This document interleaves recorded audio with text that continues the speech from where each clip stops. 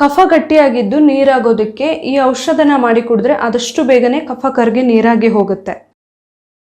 ಈಗ ನಾವು ಏನು ಈ ಈರುಳ್ಳಿ ರಸ ತೆಗೆದಿಟ್ಕೊಂಡಿದ್ವಿ ಅಲ್ಲ, ಅದು ಮೇಲ್ಗಡೆ ಸ್ವಲ್ಪ ನೀರು ಥರ ಇರುತ್ತೆ, ಅದನ್ನು ತೆಕ್ಕೊಳ್ಬೇಕು. ತಳದಲ್ಲಿ ವೈಟ್ ಕಲರ್ ಉಳ್ಕೊಂಡಿರುತ್ತೆ, ಅದನ್ನು ಮಾತ್ರ ಇಟ್ಕೊಳ್ಬೇಕು. ಕೆಲವು ಸರಿ ಕಫ ತುಂಬ ಗಟ್ಟಿಯಾಗಿಬಿಡುತ್ತಲ್ವ, ಸಡನ್ಲಿ ಗಟ್ಟಿಯಾಗಿಬಿಡುತ್ತೆ, ಗೊತ್ತಾಗಲ್ಲ ನಮಗೆ. ಸೊ ಕಫ ತುಂಬ ಗಟ್ಟಿಯಾಗಿಬಿಟ್ರೆ ಅದನ್ನು ಕರಗಿಸೋಕೆ ನಾನಿವತ್ತೊಂದು ಸಿಂಪಲ್ ಆಗಿರೋ ಮನೆ ಮದ್ದನ್ನು ಹೇಳ್ತಾ ಇದ್ದೀನಿ. ಇದಕ್ಕೆ ಫಸ್ಟಿಗೆ ನಾನೊಂದು ಅರ್ಧ ಈರುಳ್ಳಿನ ಸಿಪ್ಪೆ ತೆಗೆದು ಇಟ್ಕೊಂಡಿದ್ದೀನಿ. ಇದನ್ನು ಚೆನ್ನಾಗಿ ಜಜ್ಕೊಳ್ಬೇಕು.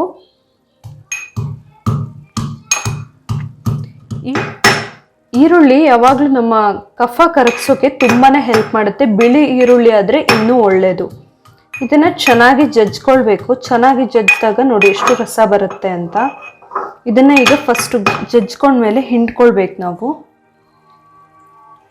ಚೆನ್ನಾಗಿ ಜಜ್ಕೊಂಡಾಗ ಚೆನ್ನಾಗಿ ರಸ ಬರುತ್ತೆ. ಹಾಗೆ ಈರುಳ್ಳಿ ಫ್ರೆಶ್ ಇದ್ದರೆ, ಒಣಗಿಲ್ಲ ಆದರೆ ಚೆನ್ನಾಗಿ ರಸ ಬರುತ್ತೆ. ಸೊ ಅಂಥ ಈರುಳ್ಳಿನೇ ನೋಡಿ ತೊಗೊಳ್ಬೇಕಾಗತ್ತೆ.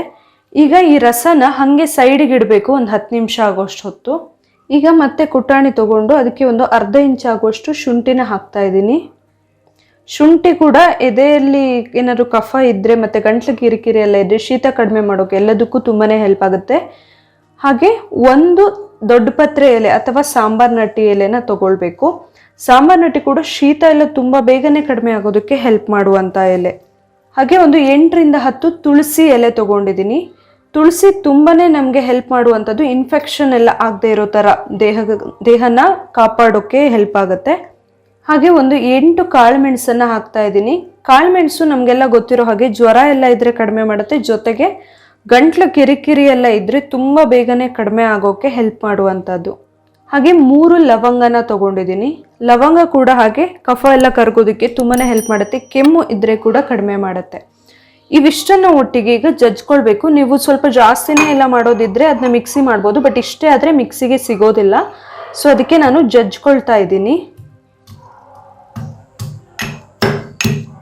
ಇದನ್ನು ಚೆನ್ನಾಗಿ ಜಜ್ಕೊಳ್ಬೇಕು. ತುಂಬ ನೈಸ್ ಆಗಬೇಕಂತ ಏನೂ ಇಲ್ಲ, ಒಂದ್ಸರಿ ಕರೆಕ್ಟಾಗಿ ಎಲ್ಲವೂ ಮಿಕ್ಸ್ ಆದರೆ ಸಾಕು. ಈಗ ಒಂದು ಪಾತ್ರೆಗೆ 1 ಲೋಟ ಆಗುವಷ್ಟು ನೀರನ್ನು ಹಾಕಿದ್ದೀನಿ. ಇದನ್ನ ಈಗ ಬಿಸಿಗಿಡಬೇಕು.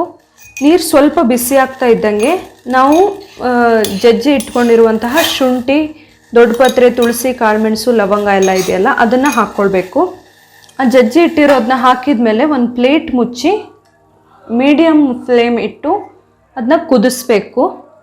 ಒಂದು 3 ನಿಮಿಷ ಆಗುವಷ್ಟು ಕುದ್ದ ಮೇಲೆ ಇದಕ್ಕೆ ಒಂದು 1/4 ಟೀ ಸ್ಪೂನ್ ಆಗುವಷ್ಟು ಅರಿಶಿನ ಹಾಕಬೇಕು. ಅರಿಶಿನ ಹಾಕಿ ಚೆನ್ನಾಗಿ ಮಿಕ್ಸ್ ಮಾಡಬೇಕು. ಮಿಕ್ಸ್ ಮಾಡಿ ಮತ್ತೆ 1 ಅಥವಾ 2 ನಿಮಿಷ ಕುದಿಸ್ಬೇಕಾಗತ್ತೆ. ಮತ್ತೆ ಸೇಮ್ ಪ್ಲೇಟ್ ಮುಚ್ಚಿ ಇಟ್ಬಿಟ್ಟು ಕುದಿಸ್ಬೇಕು. ಇದೀಗ 5 ನಿಮಿಷ ಆಗೋಷ್ಟು ಹೊತ್ತು ಕುದ್ದಿದೆ. ಸೊ ಈಗ ಸ್ಟವ್ ಆಫ್ ಮಾಡ್ತೀನಿ.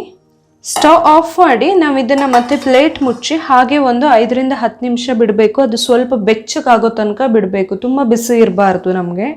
ಇದೊಂದು 5 ನಿಮಿಷ ಬಿಟ್ಟಾಗ ಬೆಚ್ಚಗಾಗಿರುತ್ತೆ, ಅದನ್ನ ಸೋಸ್ಕೊಳ್ಬೇಕು. ಈಗ ನಾವು ಏನು ಈ ಈರುಳ್ಳಿ ರಸ ತೆಗೆದಿಟ್ಕೊಂಡಿದ್ವಿ ಅಲ್ಲ, ಅದು ಮೇಲ್ಗಡೆ ಸ್ವಲ್ಪ ನೀರು ಥರ ಇರುತ್ತೆ, ಅದನ್ನು ತೆಕ್ಕೊಳ್ಬೇಕು. ತಳದಲ್ಲಿ ವೈಟ್ ಕಲರ್ ಉಳ್ಕೊಂಡಿರುತ್ತೆ, ಅದನ್ನು ಮಾತ್ರ ಇಟ್ಕೊಳ್ಬೇಕು. ಅದನ್ನು ಈಗ ನಾವು ಈ ಕುದಿಸಿ ಏನು ಇಟ್ಕೊಂಡಿದ್ದೀವಲ್ಲ ಆ ನೀರಿಗೆ ಆ್ಯಡ್ ಮಾಡಬೇಕು. ಇದಕ್ಕೆ ಈಗ 3/4 ಸ್ಪೂನ್ ಆಗುವಷ್ಟು ಜೇನುತುಪ್ಪನ ಹಾಕಬೇಕು, ಪ್ಯೂರ್ ಜೇನುತುಪ್ಪ. ಇದನ್ನು ಚೆನ್ನಾಗಿ ಮಿಕ್ಸ್ ಮಾಡಿಕೊಂಡು ಕುಡಿದ್ರೆ ಕಫ ಕಡಿಮೆ ಆಗುತ್ತೆ. ಆದರೆ ಯಾವುದೇ ಕಾರಣಕ್ಕೂ ತುಂಬ ಬಿಸಿ ಇರುವಾಗ ಜೇನುತುಪ್ಪನ ಆ್ಯಡ್ ಮಾಡಬಾರ್ದು. ಅದಕ್ಕೆ ನಾನು ಹೇಳಿದ್ದು ಬೆಚ್ಚಗಾದ್ಮೇಲೆ ಇದನ್ನು ಕುಡಿಬೇಕು ಅಂತ ಹೇಳಿ. ಇದು ನೀರು ಬೆಚ್ಚಗಾಗಿದೆ, ಈಗ ಉಗುರು ಬೆಚ್ಚಗಿದೆ ಅಷ್ಟೇ. ಅದಕ್ಕೆ ನೀವು ಜೇನುತುಪ್ಪನ ಆ್ಯಡ್ ಮಾಡಿಕೊಂಡು ಚೆನ್ನಾಗಿ ಮಿಕ್ಸ್ ಮಾಡಿ ಕುಡಿದ್ರೆ ಎಂಥ ಗಟ್ಟಿ ಕಫನೇ ಆಗಿರಲಿ ತುಂಬ ಈಸಿಯಾಗಿ ಕರಗಿ ನೀರಾಗಿ ಹೋಗುತ್ತೆ. ಇದನ್ನು ಬೇಕಂದರೆ ಊಟ ಆದಮೇಲಾದರೂ ತೊಗೊಳ್ಬಹುದು, ಏನೂ ಪ್ರಾಬ್ಲಮ್ ಇಲ್ಲ. ದಿನಕ್ಕೆ 1 ಸಾರಿ ತೊಗೊಂಡ್ರೆ ಸಾಕಾಗುತ್ತೆ.